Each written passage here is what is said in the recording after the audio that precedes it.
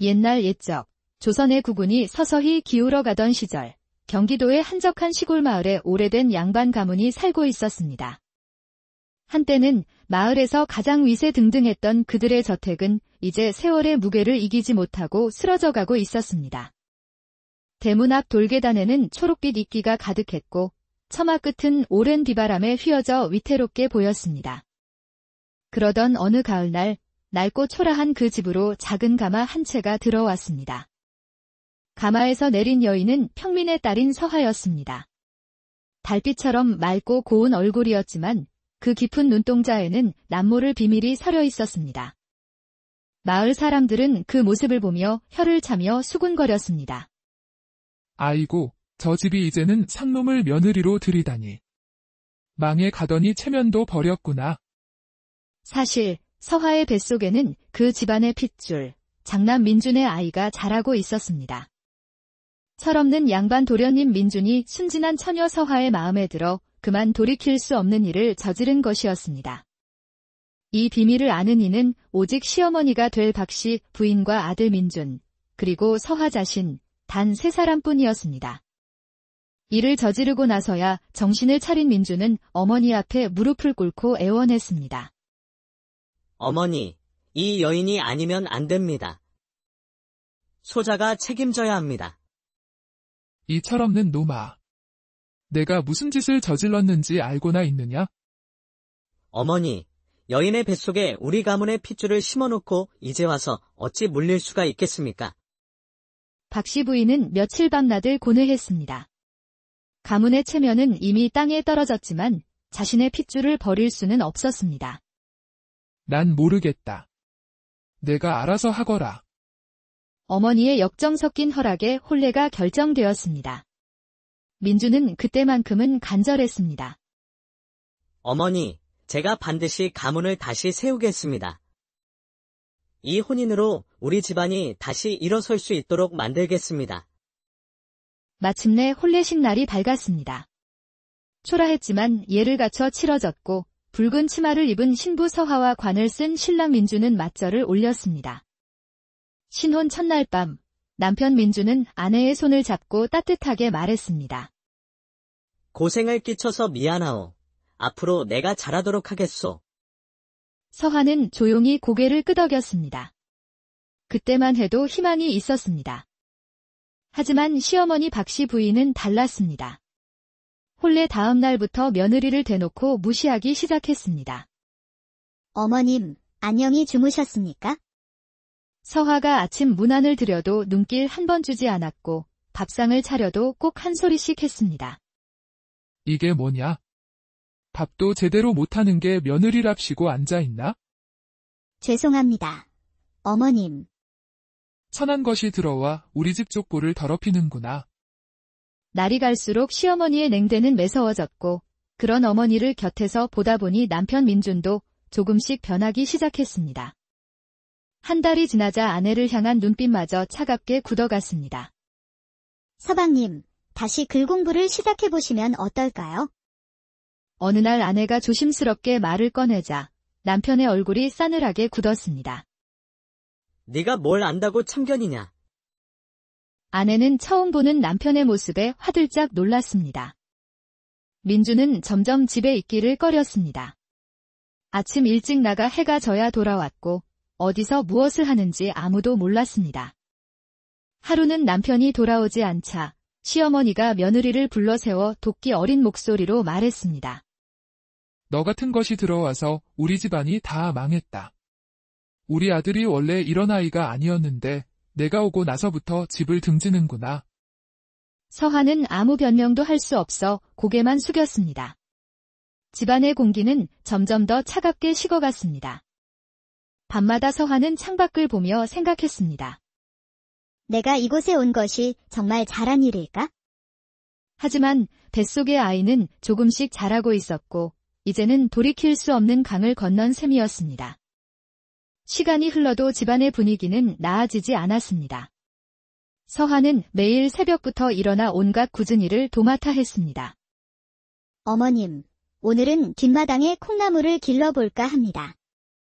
내가 뭘 할 줄 안다고? 쓸데없는 짓 말고 그냥 가만히 있어라. 그래도 서한은 포기하지 않고 몰래 뒷마당 구석에 작은 텃밭을 만들어 파와 상추를 기르기 시작했습니다. 하루는 우물가에서 빨래를 하는데 옆집 아주머니가 다가와 걱정스레 물었습니다. 새댁, 고생이 많구려. 남편이 요즘 주막에서 자주 보인다던데 괜찮은게요? 별일 아닐 겁니다. 걱정해 주셔서 고맙습니다. 억지로 웃으며 대답했지만 마음속으로는 걱정이 파도처럼 밀려왔습니다. 시어머니의 구박은 날이 갈수록 심해졌습니다. 내가 온 다음부터 이 집에 재수가 없어졌다. 내 주제를 알아야지. 서한은 뱃속 아이를 생각하며 모든 것을 참고 견뎠습니다. 그러던 어느 날 밤, 남편이 술에 잔뜩 취해 들어와서는 아내의 부축을 거칠게 뿌리쳤습니다. 건드리지 마라. 다 내 탓이다. 네가 없었으면 내 인생이 이렇게 망가지지는 않았을 거다. 그 한마디에 서한은 얼어붙었습니다. 참고 견뎌온 모든 것이 무너져 내리는 듯 했습니다. 서방님께서도 저를 원망하시는군요. 그때 옆방에서 나온 시어머니가 말을 보탰습니다. 맞아, 다 내 탓이야. 내가 오기 전에는 우리 집이 이렇지 않았어. 서한은 조용히 마당으로 걸어 나갔습니다. 차가운 밤하늘 아래 손으로 배를 쓰다듬으며 혼잣말을 했습니다. 아가야, 너만은 내가 반드시 지켜야 한다. 그 순간부터 며느리의 마음가짐이 달라졌습니다. 뱃속의 아이를 위해서라면 무엇보다 강해져야 했습니다. 다음 날부터 서한은 더욱 부지런히 움직이며 뒷마당 텃밭을 정성껏 가꾸었고 푸르게 자라는 채소를 보며 작은 희망을 키웠습니다. 이 채소들처럼 나도 여기에 뿌리를 내려야지. 어느 날 저녁, 서화가 텃밭에서 갓 뽑은 파를 저녁상에 올렸습니다. 시어머니는 마지못해 한 입 먹어보더니 무심하게 말했습니다. 생각보다 맛이 괜찮네. 감사합니다. 어머님. 그렇다고 이게 집안 살림에 큰 보탬이 되는 건 아니다. 허나 손이 부지런한 건 나쁜 일은 아니지. 차가움 속에 섞인 아주 작은 인정의 말이었지만 며느리에게는 그 한마디가 큰 힘이 되었습니다. 어느덧 여름 끝자락, 무거운 몸을 이끌고 장터에 간 서한은 노파들의 수군거림을 듣게 되었습니다. 글쎄, 그 집 아직도 그 뒤뜰 땅을 안 팔았다지 뭐야? 죽은 영감 유언이라나. 체면이 밥 먹여주나. 양반이 밭을 갈 수는 없으니 그냥 썩히는 거지. 서한은 노파에게 물어 그 땅으로 향했습니다. 무릎 높이까지 자란 잡초와 돌무더기뿐인 황무지였습니다. 하지만 흙을 한 줌 쥐어보니 의외로 부드럽고 물기도 적당했습니다. 이 땅은 죽은 게 아니라 버려졌던 거구나. 서한은 자신의 처지와 그 땅이 똑같다는 생각이 들었습니다. 집으로 돌아온 서한은 시어머니에게 조심스럽게 물었습니다. 어머님, 뒤뜰에 있는 그 땅을 제가 읽어도 되겠습니까? 안 된다. 그 땅은 내 시아버님이 절대 팔지 말라고 유언하신 곳이다. 양반 체면이 있지 어찌 며느리가 밭을 간다는 말이냐? 하지만 이대로 두면 잡초만 무성할 뿐입니다. 집안의 체면은 밥 한 술보다 무거운 것이다. 그날 밤 남편에게도 이야기했지만 비웃음만 돌아왔습니다. 내가 그 땅을. 거긴 하인들이나 가는 곳이야. 괜한 집 말고 아이나 제대로 낳을 생각이나 해. 며느리는 입을 다물었지만 마음속에서는 포기란 없었습니다. 다음 날 장터에서 허름한 옷차림의 노파가 서하에게 다가왔습니다. 사람이 버린 것이지 땅이 스스로 버려진 게 아니야. 땅은 정성을 들이면 반드시 보답하는 법이란다. 그 말을 들은 서하는 더 깊은 확신을 품었습니다. 서하는 계획을 세웠습니다. 새벽 일찍부터 남의 집 허드레시를 나가 푼푼히 돈을 모았습니다. 양반과 며느리가 남의 집 문지방을 넘나들다니. 나무새스러우니 당장 그만두지 못해. 어머님, 집에 조금이라도 보탬이 되려고 하는 것입니다. 남편 역시 못마땅해 했지만 서한은 멈추지 않았습니다. 집에나 있지. 왜 자꾸 밖으로만 돌아다니는 거요? 서방님께서 벌어오시는 것이 있습니까? 날카로운 대답에 남편은 입을 닫았습니다. 그렇게 두어 달을 참고 견딘 끝에 며느리는 마침내 소 한 마리를 살 돈을 모았습니다. 손수 소를 끌고 마당에 들어서자 시어머니가 펄쩍 뛰었습니다. 내가 미쳤구나. 감히 우리 집에 짐승을 들여? 이게 집안 망신이지 뭐냐. 어머님, 이 소로 땅을 갈려고 합니다. 아버지는 땅을 팔지 말라 하셨지. 파헤치라고는 안 하셨소. 팔지 않고 일구는 것이니 문제될 것이 무엇입니까? 다음날 새벽부터 서하는 소를 끌고 뒤뜰로 나갔습니다. 무거운 몸이었지만 포기하지 않고 밭을 갈기 시작했습니다. 잘 부탁한다. 우리 둘이 이 밭을 꼭 살려내자. 소와 며느리는 한 몸처럼 움직였고 땅은 조금씩 부드러워지며 기름진 속살을 드러냈습니다. 마을 사람들은 처음엔 비웃었지만 이내 그 모습에 묘한 감탄을 하기 시작했습니다. 저 여자, 미친 줄만 알았더니. 임신한 몸으로 밭일하니 정말 대단하네. 마침내 서하는 콩과 배추, 무씨앗을 정성껏 심었습니다. 잘 자라다오. 부디 무럭무럭 자라다오. 하루는 지나가던 마을 안악이 따뜻한 격려를 건넸습니다. 정말 대단하시네요. 그래도 너무 무리하지는 마세요. 처음으로 듣는 따뜻한 말에 서하는 큰 힘을 얻었습니다. 그러나 시련은 거기서 끝나지 않았습니다. 어느 날 새벽, 하늘이 잿빛으로 변하더니 이내 거센 폭우가 쏟아졌습니다. 아이고, 이러다 밭이 다 떠내려가겠네. 서하는 빗속으로 달려가 흙을 파내고 모종을 붙잡았지만 밭의 절반은 빗물에 휩쓸려가고 말았습니다. 그 고생을 해서 남은 게 고작 절반이냐? 내가 뭐라 했어. 절반은 남았습니다. 어머님. 그 절반이 제게는 전부입니다. 며느리는 다시 밭을 다지고 쓰러진 모종을 세웠습니다. 그리고 몇 주 뒤 기적처럼 살아남은 싹들이 파릇파릇 돋아났습니다. 아가야, 너도 이 싹들처럼 자라다오. 폭풍우가 와도 꺾이지 말고. 남편이 술에 취해 돌아와 그만두라고 애원했습니다. 부인, 정말 그만두면 안 되겠소. 사람들이 수군거려서 내가 친구들을 만나기가 부끄럽소. 사람들 말보다 우리 살림이 먼저 아닙니까? 어느새 밭에는 푸른 물결이 일렁였습니다. 콩은 주렁주렁 열리고 배추는 통통하게 속을 채웠습니다. 며느리는 매일 새벽소의 등에 바구니를 싣고 장터로 향했습니다. 양반댁, 오늘도 왔구려. 이 집 채소는 씹으면 단맛이 나니 참 기가 막혀. 채소가 팔릴 때마다 며느리의 눈가에는 햇살 같은 웃음이 번졌습니다. 하지만 더 큰 걱정거리가 생겼습니다. 남편 민준이 자주 기침을 하기 시작하더니 몸이 급격히 쇠약해졌습니다. 서방님, 의원에게 다녀오셔야 하지 않겠습니까? 괜찮소. 요 며칠 잠을 설쳐서 그런 것이오. 며칠 뒤 남편은 마루에 들어서다 그대로 쓰러졌습니다. 얼굴은 창백했고 숨소리는 가쁘게 올라왔습니다. 서방님. 정신 차리세요, 서방님. 의원은 부를 필요 없소.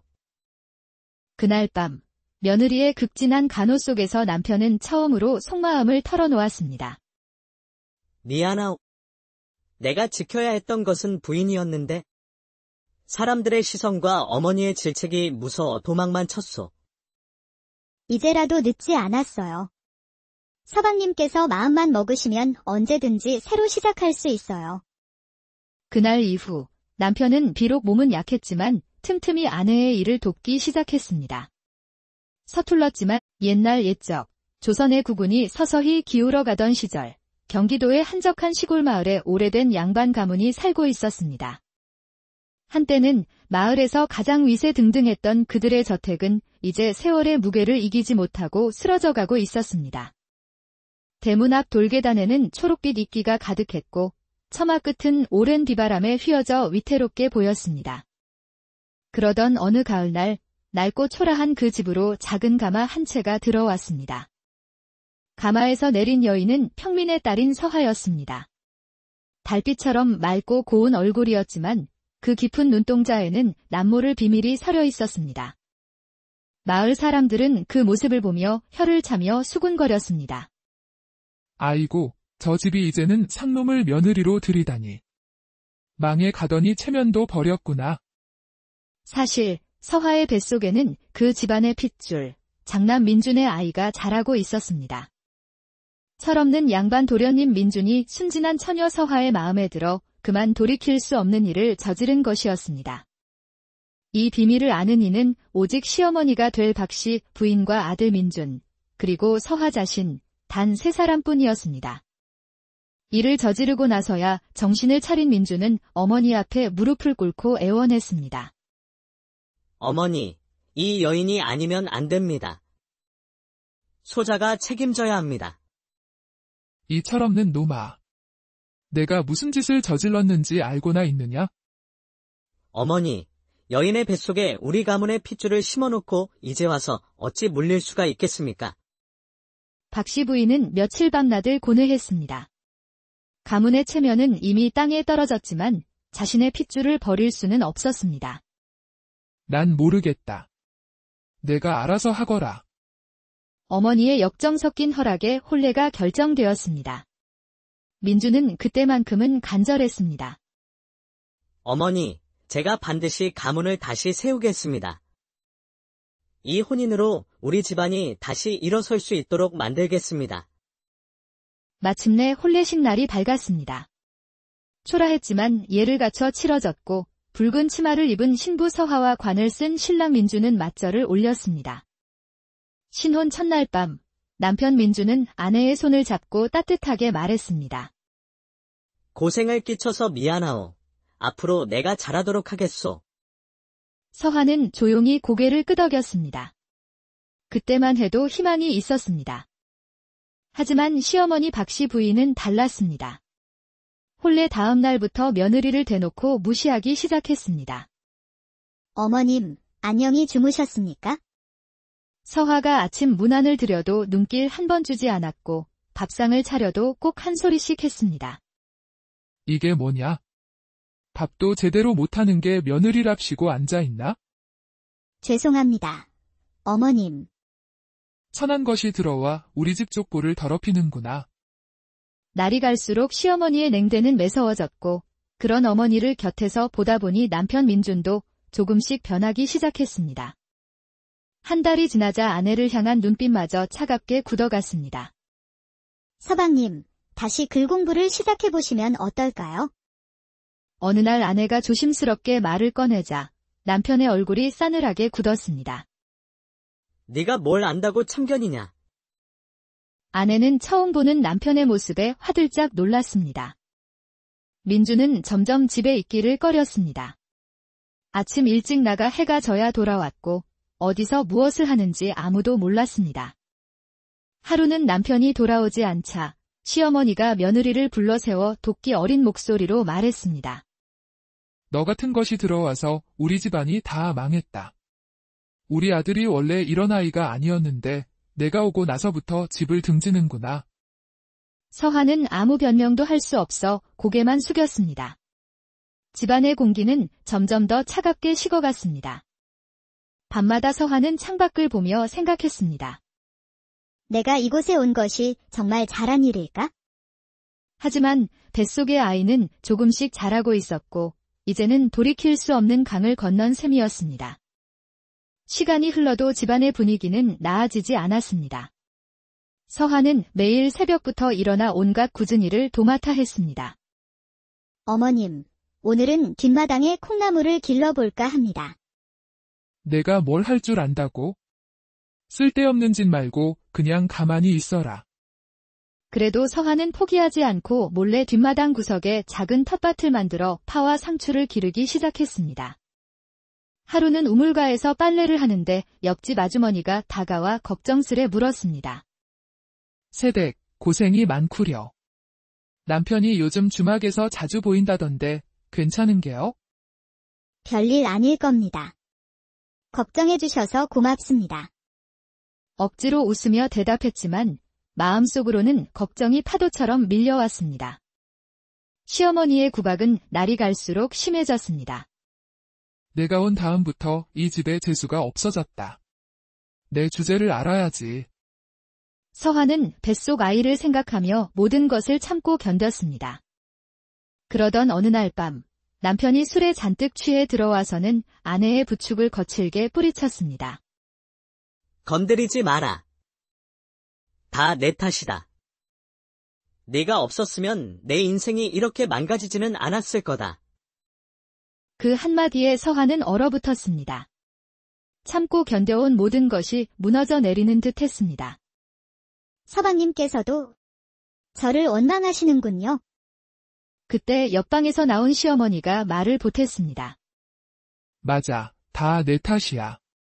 내가 오기 전에는 우리 집이 이렇지 않았어. 서화는 조용히 마당으로 걸어 나갔습니다. 차가운 밤하늘 아래 손으로 배를 쓰다듬으며 혼잣말을 했습니다. 아가야, 너만은 내가 반드시 지켜야 한다. 그 순간부터 며느리의 마음가짐이 달라졌습니다. 뱃속의 아이를 위해서라면 무엇보다 강해져야 했습니다. 다음 날부터 서화는 더욱 부지런히 움직이며 뒷마당 텃밭을 정성껏 가꾸었고 푸르게 자라는 채소를 보며 작은 희망을 키웠습니다. 이 채소들처럼 나도 여기에 뿌리를 내려야지. 어느 날 저녁, 서화가 텃밭에서 갓 뽑은 파를 저녁상에 올렸습니다. 시어머니는 마지못해 한 입 먹어보더니 무심하게 말했습니다. 생각보다 맛이 괜찮네. 감사합니다. 어머님. 그렇다고 이게 집안 살림에 큰 보탬이 되는 건 아니다. 허나 손이 부지런한 건 나쁜 일은 아니지. 차가움 속에 섞인 아주 작은 인정의 말이었지만 며느리에게는 그 한마디가 큰 힘이 되었습니다. 어느덧 여름 끝자락, 무거운 몸을 이끌고 장터에 간 서화는 노파들의 수군거림을 듣게 되었습니다. 글쎄, 그 집 아직도 그 뒤뜰 땅을 안 팔았다지 뭐야? 죽은 영감 유언이라나. 체면이 밥 먹여주나.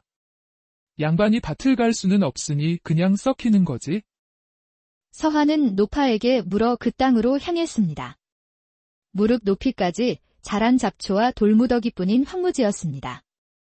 하지만 흙을 한 줌 쥐어보니 의외로 부드럽고 물기도 적당했습니다. 이 땅은 죽은 게 아니라 버려졌던 거구나. 서화는 자신의 처지와 그 땅이 똑같다는 생각이 들었습니다. 집으로 돌아온 서화는 시어머니에게 조심스럽게 물었습니다. 어머님, 뒤뜰에 있는 그 땅을 제가 읽어도 되겠습니까? 안 된다. 그 땅은 내 시아버님이 절대 팔지 말라고 유언하신 곳이다. 양반 체면이 있지 어찌 며느리가 밭을 간다는 말이냐? 하지만 이대로 두면 잡초만 무성할 뿐입니다. 집안의 체면은 밥 한 술보다 무거운 것이다. 그날 밤 남편에게도 이야기했지만 비웃음만 돌아왔습니다. 내가 그 땅을. 거긴 하인들이나 가는 곳이야. 괜한 집 말고 아이나 제대로 낳을 생각이나 해. 며느리는 입을 다물었지만 마음속에서는 포기란 없었습니다. 다음 날 장터에서 허름한 옷차림의 노파가 서화에게 다가왔습니다. 사람이 버린 것이지 땅이 스스로 버려진 게 아니야. 땅은 정성을 들이면 반드시 보답하는 법이란다. 그 말을 들은 서화는 더 깊은 확신을 품었습니다. 서화는 계획을 세웠습니다. 새벽 일찍부터 남의 집 허드레시를 나가 푼푼히 돈을 모았습니다. 양반과 며느리가 남의 집문지방을 넘나들다니. 나무새스러우니 당장 그만두지 못해. 어머님, 집에 조금이라도 보탬이 되려고 하는 것입니다. 남편 역시 못마땅해 했지만 서화는 멈추지 않았습니다. 집에나 있지. 왜 자꾸 밖으로만 돌아다니는 거요? 서방님께서 벌어오시는 것이 있습니까? 날카로운 대답에 남편은 입을 닫았습니다. 그렇게 두어 달을 참고 견딘 끝에 며느리는 마침내 소 한 마리를 살 돈을 모았습니다. 손수 소를 끌고 마당에 들어서자 시어머니가 펄쩍 뛰었습니다. 내가 미쳤구나. 감히 우리 집에 짐승을 들여? 이게 집안 망신이지 뭐냐. 어머님, 이 소로 땅을 갈려고 합니다. 아버지는 땅을 팔지 말라 하셨지. 파헤치라고는 안 하셨소. 팔지 않고 일구는 것이니 문제될 것이 무엇입니까? 다음날 새벽부터 서하는 소를 끌고 뒤뜰로 나갔습니다. 무거운 몸이었지만 포기하지 않고 밭을 갈기 시작했습니다. 잘 부탁한다. 우리 둘이 이 밭을 꼭 살려내자.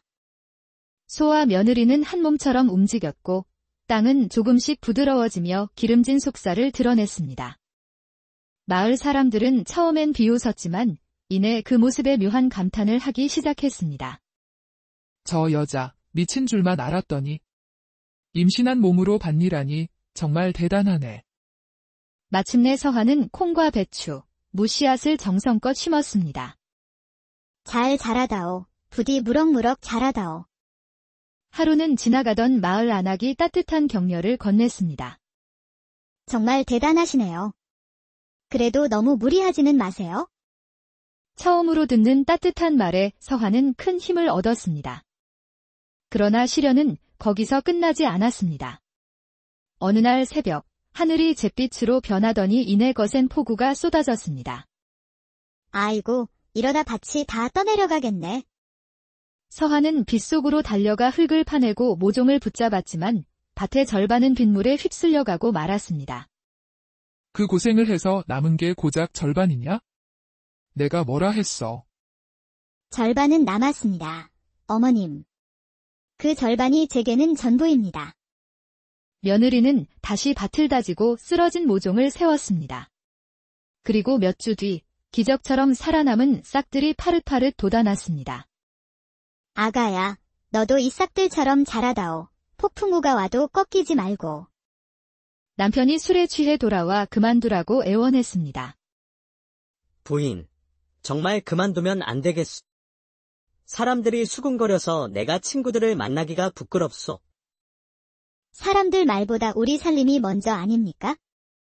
어느새 밭에는 푸른 물결이 일렁였습니다. 콩은 주렁주렁 열리고 배추는 통통하게 속을 채웠습니다. 며느리는 매일 새벽소의 등에 바구니를 싣고 장터로 향했습니다. 양반댁, 오늘도 왔구려. 이 집 채소는 씹으면 단맛이 나니 참 기가 막혀. 채소가 팔릴 때마다 며느리의 눈가에는 햇살 같은 웃음이 번졌습니다. 하지만 더 큰 걱정거리가 생겼습니다. 남편 민준이 자주 기침을 하기 시작하더니 몸이 급격히 쇠약해졌습니다. 서방님, 의원에게 다녀오셔야 하지 않겠습니까? 괜찮소.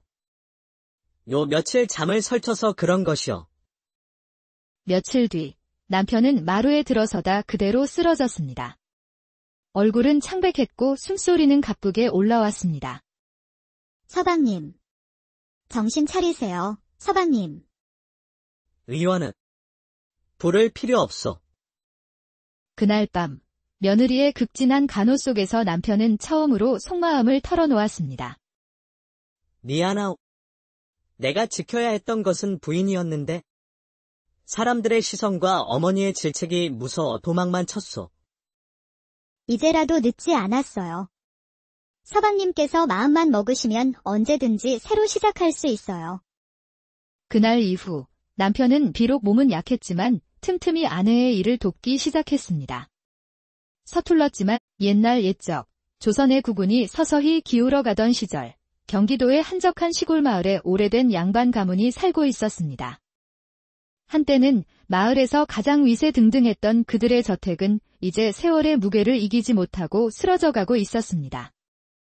대문 앞 돌계단에는 초록빛 이끼가 가득했고 처마 끝은 오랜 비바람에 휘어져 위태롭게 보였습니다. 그러던 어느 가을날 낡고 초라한 그 집으로 작은 가마 한 채가 들어왔습니다. 가마에서 내린 여인은 평민의 딸인 서하였습니다. 달빛처럼 맑고 고운 얼굴이었지만 그 깊은 눈동자에는 남모를 비밀이 서려 있었습니다. 마을 사람들은 그 모습을 보며 혀를 차며 수군거렸습니다. 아이고, 저 집이 이제는 상놈을 며느리로 들이다니. 망해 가더니 체면도 버렸구나. 사실 서화의 뱃속에는 그 집안의 핏줄, 장남 민준의 아이가 자라고 있었습니다. 철없는 양반 도련님 민준이 순진한 처녀 서화의 마음에 들어 그만 돌이킬 수 없는 일을 저지른 것이었습니다. 이 비밀을 아는 이는 오직 시어머니가 될 박씨 부인과 아들 민준, 그리고 서화 자신, 단 3사람뿐이었습니다. 이를 저지르고 나서야 정신을 차린 민준은 어머니 앞에 무릎을 꿇고 애원했습니다. 어머니, 이 여인이 아니면 안 됩니다. 소자가 책임져야 합니다. 이 철없는 놈아. 내가 무슨 짓을 저질렀는지 알고나 있느냐? 어머니, 여인의 뱃속에 우리 가문의 핏줄을 심어놓고 이제 와서 어찌 물릴 수가 있겠습니까? 박씨 부인은 며칠 밤낮을 고뇌했습니다. 가문의 체면은 이미 땅에 떨어졌지만 자신의 핏줄을 버릴 수는 없었습니다. 난 모르겠다. 내가 알아서 하거라. 어머니의 역정 섞인 허락에 혼례가 결정되었습니다. 민주는 그때만큼은 간절했습니다. 어머니, 제가 반드시 가문을 다시 세우겠습니다. 이 혼인으로 우리 집안이 다시 일어설 수 있도록 만들겠습니다. 마침내 혼례식 날이 밝았습니다. 초라했지만 예를 갖춰 치러졌고 붉은 치마를 입은 신부 서화와 관을 쓴 신랑 민주는 맞절을 올렸습니다. 신혼 첫날 밤, 남편 민주는 아내의 손을 잡고 따뜻하게 말했습니다. 고생을 끼쳐서 미안하오. 앞으로 내가 잘하도록 하겠소. 서화는 조용히 고개를 끄덕였습니다. 그때만 해도 희망이 있었습니다. 하지만 시어머니 박씨 부인은 달랐습니다. 혼례 다음 날부터 며느리를 대놓고 무시하기 시작했습니다. 어머님, 안녕히 주무셨습니까? 서화가 아침 문안을 드려도 눈길 한 번 주지 않았고 밥상을 차려도 꼭 한 소리씩 했습니다. 이게 뭐냐? 밥도 제대로 못하는 게 며느리랍시고 앉아있나? 죄송합니다. 어머님, 천한 것이 들어와 우리 집 족보를 더럽히는구나. 날이 갈수록 시어머니의 냉대는 매서워졌고 그런 어머니를 곁에서 보다 보니 남편 민준도 조금씩 변하기 시작했습니다. 한 달이 지나자 아내를 향한 눈빛마저 차갑게 굳어갔습니다. 서방님, 다시 글 공부를 시작해보시면 어떨까요? 어느 날 아내가 조심스럽게 말을 꺼내자 남편의 얼굴이 싸늘하게 굳었습니다. 네가 뭘 안다고 참견이냐? 아내는 처음 보는 남편의 모습에 화들짝 놀랐습니다. 민주는 점점 집에 있기를 꺼렸습니다. 아침 일찍 나가 해가 져야 돌아왔고 어디서 무엇을 하는지 아무도 몰랐습니다. 하루는 남편이 돌아오지 않자 시어머니가 며느리를 불러 세워 돕기 어린 목소리로 말했습니다. 너 같은 것이 들어와서 우리 집안이 다 망했다. 우리 아들이 원래 이런 아이가 아니었는데 내가 오고 나서부터 집을 등지는구나. 서화는 아무 변명도 할 수 없어 고개만 숙였습니다. 집안의 공기는 점점 더 차갑게 식어갔습니다. 밤마다 서화는 창밖을 보며 생각했습니다. 내가 이곳에 온 것이 정말 잘한 일일까? 하지만 뱃속의 아이는 조금씩 자라고 있었고 이제는 돌이킬 수 없는 강을 건넌 셈이었습니다. 시간이 흘러도 집안의 분위기는 나아지지 않았습니다. 서화는 매일 새벽부터 일어나 온갖 굳은 일을 도맡아 했습니다. 어머님, 오늘은 뒷마당에 콩나물을 길러볼까 합니다. 내가 뭘 할 줄 안다고? 쓸데없는 짓 말고 그냥 가만히 있어라. 그래도 서화는 포기하지 않고 몰래 뒷마당 구석에 작은 텃밭을 만들어 파와 상추를 기르기 시작했습니다. 하루는 우물가에서 빨래를 하는데 옆집 아주머니가 다가와 걱정스레 물었습니다. 새댁, 고생이 많구려. 남편이 요즘 주막에서 자주 보인다던데 괜찮은게요? 별일 아닐 겁니다. 걱정해주셔서 고맙습니다. 억지로 웃으며 대답했지만 마음속으로는 걱정이 파도처럼 밀려왔습니다. 시어머니의 구박은 날이 갈수록 심해졌습니다. 내가 온 다음부터 이 집에 재수가 없어졌다. 내 주제를 알아야지. 서화는 뱃속 아이를 생각하며 모든 것을 참고 견뎠습니다. 그러던 어느 날 밤, 남편이 술에 잔뜩 취해 들어와서는 아내의 부축을 거칠게 뿌리쳤습니다. 건드리지 마라. 다 내 탓이다. 네가 없었으면 내 인생이 이렇게 망가지지는 않았을 거다. 그 한마디에 서한은 얼어붙었습니다. 참고 견뎌온 모든 것이 무너져 내리는 듯 했습니다. 서방님께서도 저를 원망하시는군요. 그때 옆방에서 나온 시어머니가 말을 보탰습니다. 맞아, 다 내 탓이야. 내가 오기 전에는 우리 집이 이렇지 않았어. 서한은 조용히 마당으로 걸어 나갔습니다. 차가운 밤하늘 아래 손으로 배를 쓰다듬으며 혼잣말을 했습니다. 아가야, 너만은 내가 반드시 지켜야 한다. 그 순간부터 며느리의 마음가짐이 달라졌습니다. 뱃속의 아이를 위해서라면 무엇보다 강해져야 했습니다. 다음 날부터 서한은 더욱 부지런히 움직이며 뒷마당 텃밭을 정성껏 가꾸었고 푸르게 자라는 채소를 보며 작은 희망을 키웠습니다. 이 채소들처럼 나도 여기에 뿌리를 내려야지. 어느 날 저녁, 서화가 텃밭에서 갓 뽑은 파를 저녁상에 올렸습니다. 시어머니는 마지못해 한 입 먹어보더니 무심하게 말했습니다. 생각보다 맛이 괜찮네. 감사합니다. 어머님. 그렇다고 이게 집안 살림에 큰 보탬이 되는 건 아니다. 허나 손이 부지런한 건 나쁜 일은 아니지. 차가움 속에 섞인 아주 작은 인정의 말이었지만 며느리에게는 그 한마디가 큰 힘이 되었습니다. 어느덧 여름 끝자락, 무거운 몸을 이끌고 장터에 간 서한은 노파들의 수군거림을 듣게 되었습니다. 글쎄, 그 집 아직도 그 뒤뜰 땅을 안 팔았다지 뭐야? 죽은 영감 유언이라나. 체면이 밥 먹여주나. 양반이 밭을 갈 수는 없으니 그냥 썩히는 거지. 서한은 노파에게 물어 그 땅으로 향했습니다. 무릎 높이까지 자란 잡초와 돌무더기뿐인 황무지였습니다. 하지만 흙을 한 줌 쥐어보니 의외로 부드럽고 물기도 적당했습니다. 이 땅은 죽은 게 아니라 버려졌던 거구나. 서한은 자신의 처지와 그 땅이 똑같다는 생각이 들었습니다. 집으로 돌아온 서한은 시어머니에게 조심스럽게 물었습니다. 어머님, 뒤뜰에 있는 그 땅을 제가 읽어도 되겠습니까? 안 된다. 그 땅은 내 시아버님이 절대 팔지 말라고 유언하신 곳이다. 양반 체면이 있지 어찌 며느리가 밭을 간다는 말이냐? 하지만 이대로 두면 잡초만 무성할 뿐입니다. 집안의 체면은 밥 한 술보다 무거운 것이다. 그날 밤 남편에게도 이야기했지만 비웃음만 돌아왔습니다. 내가 그 땅을. 거긴 하인들이나 가는 곳이야. 괜한 집 말고 아이나 제대로 낳을 생각이나 해. 며느리는 입을 다물었지만 마음속에서는 포기란 없었습니다. 다음 날 장터에서 허름한 옷차림의 노파가 서하에게 다가왔습니다. 사람이 버린 것이지 땅이 스스로 버려진 게 아니야. 땅은 정성을 들이면 반드시 보답하는 법이란다.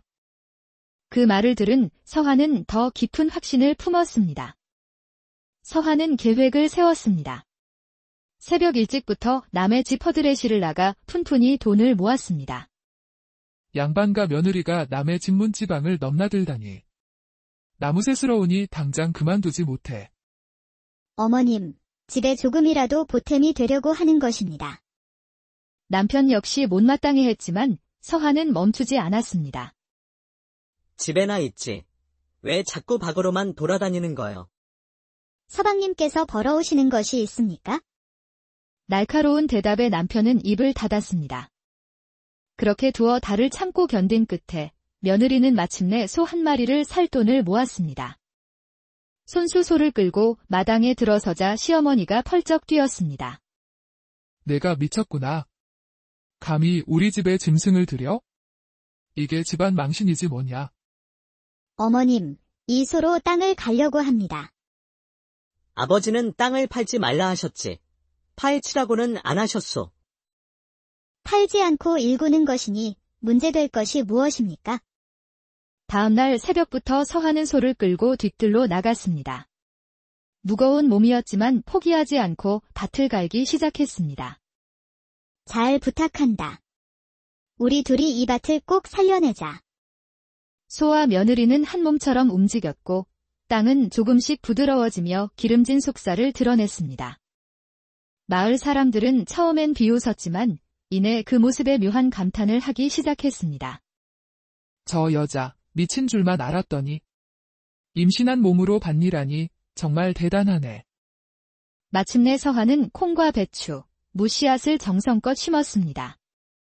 잘 자라다오. 부디 무럭무럭 자라다오. 하루는 지나가던 마을 안악이 따뜻한 격려를 건넸습니다. 정말 대단하시네요. 그래도 너무 무리하지는 마세요. 처음으로 듣는 따뜻한 말에 서한은 큰 힘을 얻었습니다. 그러나 시련은 거기서 끝나지 않았습니다. 어느 날 새벽, 하늘이 잿빛으로 변하더니 이내 거센 폭우가 쏟아졌습니다. 아이고, 이러다 밭이 다 떠내려가겠네. 서한은 빗속으로 달려가 흙을 파내고 모종을 붙잡았지만 밭의 절반은 빗물에 휩쓸려가고 말았습니다. 그 고생을 해서 남은 게 고작 절반이냐? 내가 뭐라 했어. 절반은 남았습니다. 어머님. 그 절반이 제게는 전부입니다. 며느리는 다시 밭을 다지고 쓰러진 모종을 세웠습니다. 그리고 몇 주 뒤 기적처럼 살아남은 싹들이 파릇파릇 돋아났습니다.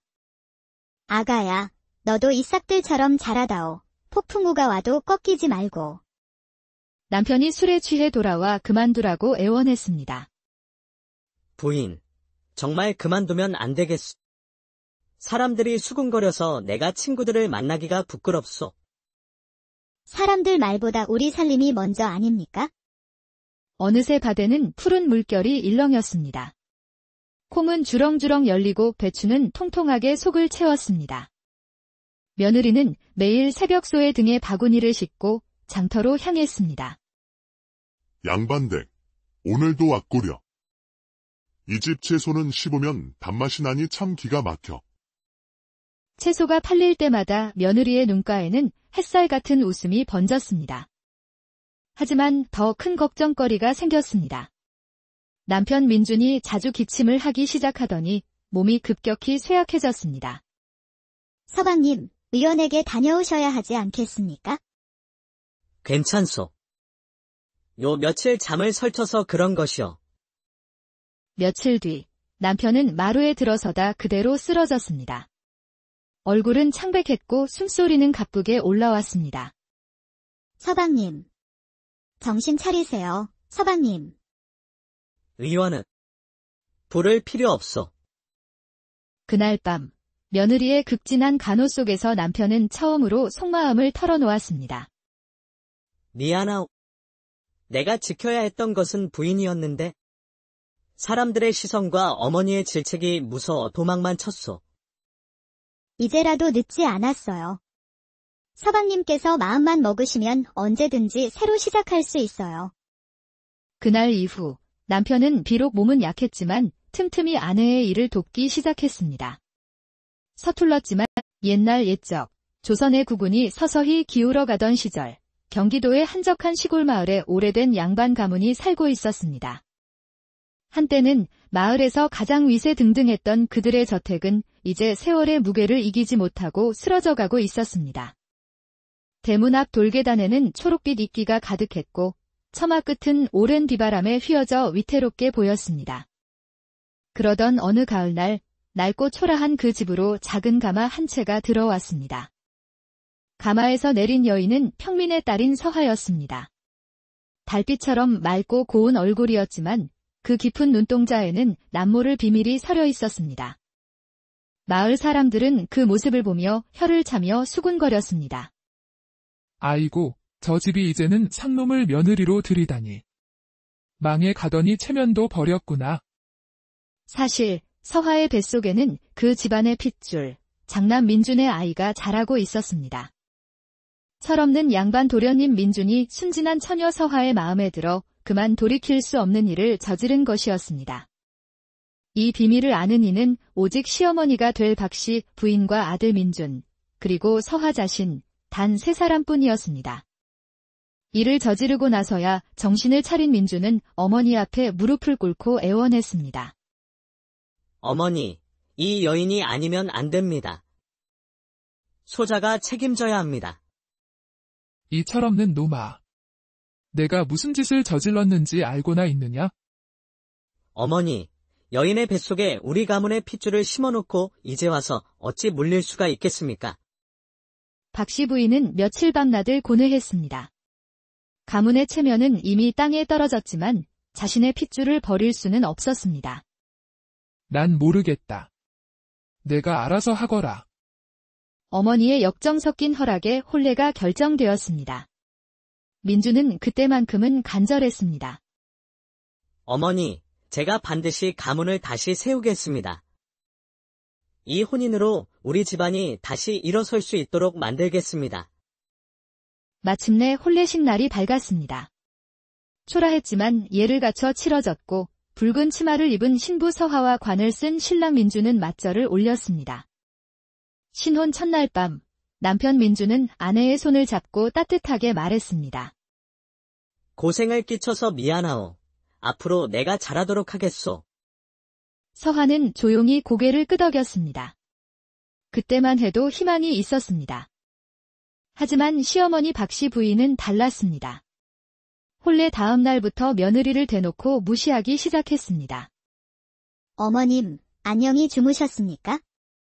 서화가 아침 문안을 드려도 눈길 한 번 주지 않았고 밥상을 차려도 꼭 한 소리씩 했습니다. 이게 뭐냐? 밥도 제대로 못하는 게 며느리랍시고 앉아있나? 죄송합니다. 어머님, 천한 것이 들어와 우리 집 족보를 더럽히는구나. 날이 갈수록 시어머니의 냉대는 매서워졌고 그런 어머니를 곁에서 보다 보니 남편 민준도 조금씩 변하기 시작했습니다.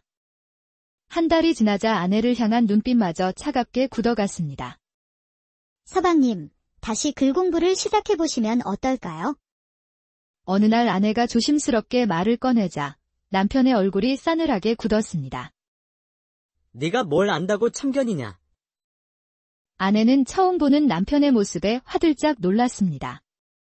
민주는 점점 집에 있기를 꺼렸습니다. 아침 일찍 나가 해가 져야 돌아왔고 어디서 무엇을 하는지 아무도 몰랐습니다. 하루는 남편이 돌아오지 않자 시어머니가 며느리를 불러 세워 돕기 어린 목소리로 말했습니다. 너 같은 것이 들어와서 우리 집안이 다 망했다. 우리 아들이 원래 이런 아이가 아니었는데 내가 오고 나서부터 집을 등지는구나. 서화는 아무 변명도 할 수 없어 고개만 숙였습니다. 집안의 공기는 점점 더 차갑게 식어갔습니다. 밤마다 서화는 창밖을 보며 생각했습니다. 내가 이곳에 온 것이 정말 잘한 일일까?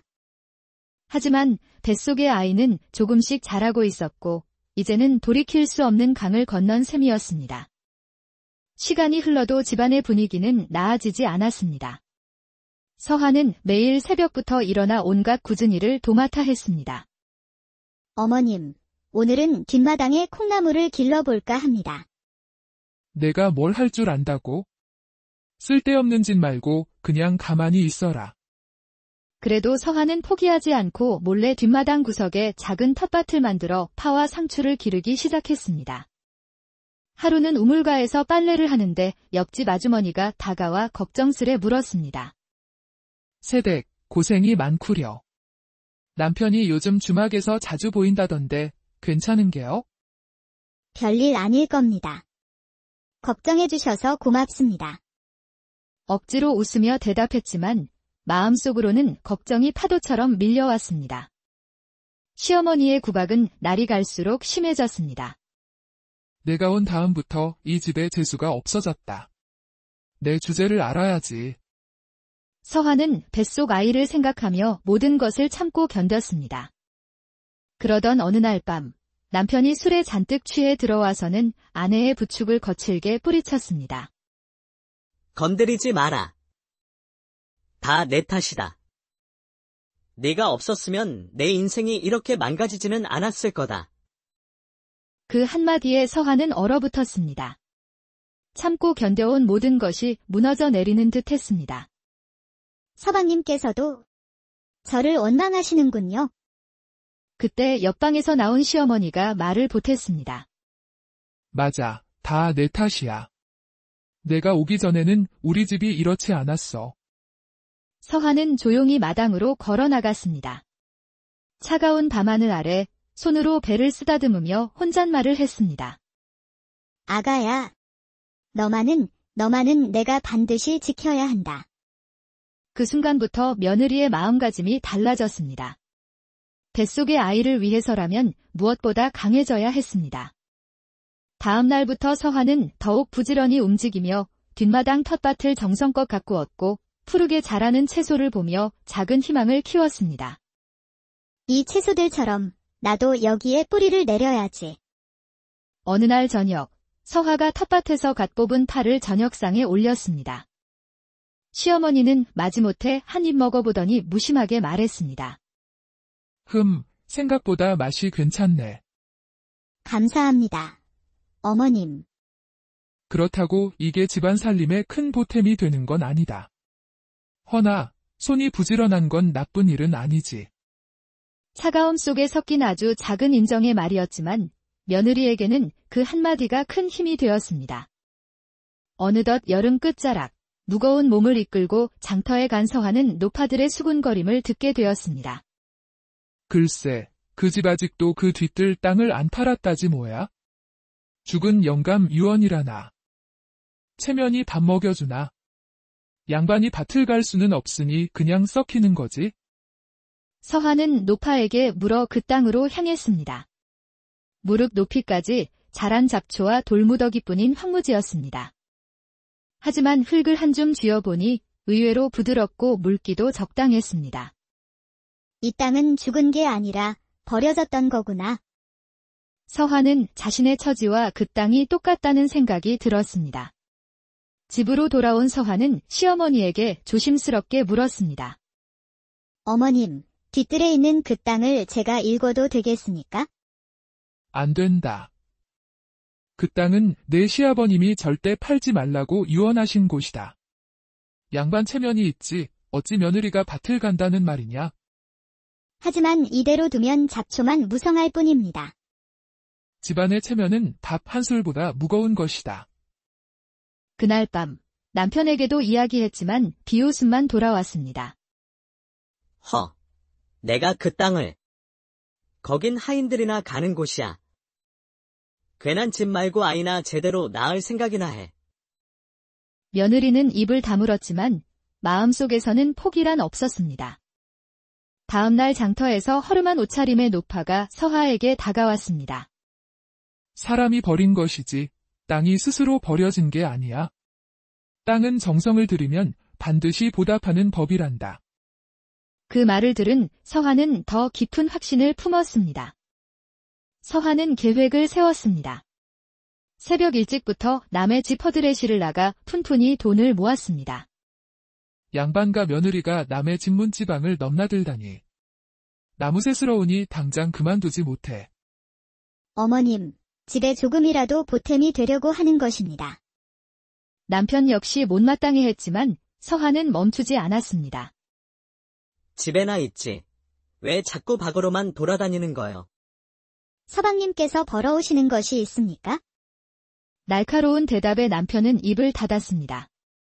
그렇게 두어 달을 참고 견딘 끝에 며느리는 마침내 소 한 마리를 살 돈을 모았습니다. 손수 소를 끌고 마당에 들어서자 시어머니가 펄쩍 뛰었습니다. 내가 미쳤구나. 감히 우리 집에 짐승을 들여? 이게 집안 망신이지 뭐냐. 어머님, 이 소로 땅을 갈려고 합니다. 아버지는 땅을 팔지 말라 하셨지. 파헤치라고는 안 하셨소. 팔지 않고 일구는 것이니 문제될 것이 무엇입니까? 다음 날 새벽부터 서화는 소를 끌고 뒤뜰로 나갔습니다. 무거운 몸이었지만 포기하지 않고 밭을 갈기 시작했습니다. 잘 부탁한다. 우리 둘이 이 밭을 꼭 살려내자. 소와 며느리는 한 몸처럼 움직였고 땅은 조금씩 부드러워지며 기름진 속살을 드러냈습니다. 마을 사람들은 처음엔 비웃었지만 이내 그 모습에 묘한 감탄을 하기 시작했습니다. 저 여자, 미친 줄만 알았더니 임신한 몸으로 밭일하니 정말 대단하네. 마침내 서한은 콩과 배추, 무씨앗을 정성껏 심었습니다. 잘 자라다오. 부디 무럭무럭 자라다오. 하루는 지나가던 마을 안악이 따뜻한 격려를 건넸습니다. 정말 대단하시네요. 그래도 너무 무리하지는 마세요. 처음으로 듣는 따뜻한 말에 서한은 큰 힘을 얻었습니다. 그러나 시련은 거기서 끝나지 않았습니다. 어느 날 새벽, 하늘이 잿빛으로 변하더니 이내 거센 폭우가 쏟아졌습니다. 아이고, 이러다 밭이 다 떠내려가겠네. 서한은 빗속으로 달려가 흙을 파내고 모종을 붙잡았지만 밭의 절반은 빗물에 휩쓸려가고 말았습니다. 그 고생을 해서 남은 게 고작 절반이냐? 내가 뭐라 했어. 절반은 남았습니다. 어머님. 그 절반이 제게는 전부입니다. 며느리는 다시 밭을 다지고 쓰러진 모종을 세웠습니다. 그리고 몇 주 뒤 기적처럼 살아남은 싹들이 파릇파릇 돋아났습니다. 아가야, 너도 이 싹들처럼 자라다오. 폭풍우가 와도 꺾이지 말고. 남편이 술에 취해 돌아와 그만두라고 애원했습니다. 부인, 정말 그만두면 안 되겠소. 사람들이 수군거려서 내가 친구들을 만나기가 부끄럽소. 사람들 말보다 우리 살림이 먼저 아닙니까? 어느새 밭에는 푸른 물결이 일렁였습니다. 콩은 주렁주렁 열리고 배추는 통통하게 속을 채웠습니다. 며느리는 매일 새벽소의 등에 바구니를 싣고 장터로 향했습니다. 양반댁, 오늘도 왔구려. 이 집 채소는 씹으면 단맛이 나니 참 기가 막혀. 채소가 팔릴 때마다 며느리의 눈가에는 햇살 같은 웃음이 번졌습니다. 하지만 더 큰 걱정거리가 생겼습니다. 남편 민준이 자주 기침을 하기 시작하더니 몸이 급격히 쇠약해졌습니다. 서방님, 의원에게 다녀오셔야 하지 않겠습니까? 괜찮소. 요 며칠 잠을 설쳐서 그런 것이오. 며칠 뒤 남편은 마루에 들어서다 그대로 쓰러졌습니다. 얼굴은 창백했고 숨소리는 가쁘게 올라왔습니다. 서방님. 정신 차리세요, 서방님. 의원은 부를 필요 없소. 그날 밤 며느리의 극진한 간호 속에서 남편은 처음으로 속마음을 털어놓았습니다. 미안하오. 내가 지켜야 했던 것은 부인이었는데 사람들의 시선과 어머니의 질책이 무서워 도망만 쳤소. 이제라도 늦지 않았어요. 서방님께서 마음만 먹으시면 언제든지 새로 시작할 수 있어요. 그날 이후 남편은 비록 몸은 약했지만 틈틈이 아내의 일을 돕기 시작했습니다. 서툴렀지만 옛날 옛적 조선의 국운이 서서히 기울어가던 시절 경기도의 한적한 시골 마을에 오래된 양반 가문이 살고 있었습니다. 한때는 마을에서 가장 위세등등했던 그들의 저택은 이제 세월의 무게를 이기지 못하고 쓰러져가고 있었습니다. 대문 앞 돌계단에는 초록빛 이끼가 가득했고 처마 끝은 오랜 비바람에 휘어져 위태롭게 보였습니다. 그러던 어느 가을날 낡고 초라한 그 집으로 작은 가마 한 채가 들어왔습니다. 가마에서 내린 여인은 평민의 딸인 서하였습니다. 달빛처럼 맑고 고운 얼굴이었지만 그 깊은 눈동자에는 남모를 비밀이 서려 있었습니다. 마을 사람들은 그 모습을 보며 혀를 차며 수군거렸습니다. 아이고, 저 집이 이제는 상놈을 며느리로 들이다니. 망해 가더니 체면도 버렸구나. 사실 서하의 뱃속에는 그 집안의 핏줄, 장남 민준의 아이가 자라고 있었습니다. 철없는 양반 도련님 민준이 순진한 처녀 서하의 마음에 들어 그만 돌이킬 수 없는 일을 저지른 것이었습니다. 이 비밀을 아는 이는 오직 시어머니가 될 박씨 부인과 아들 민준, 그리고 서하 자신 단 3사람뿐이었습니다. 이를 저지르고 나서야 정신을 차린 민준은 어머니 앞에 무릎을 꿇고 애원했습니다. 어머니, 이 여인이 아니면 안 됩니다. 소자가 책임져야 합니다.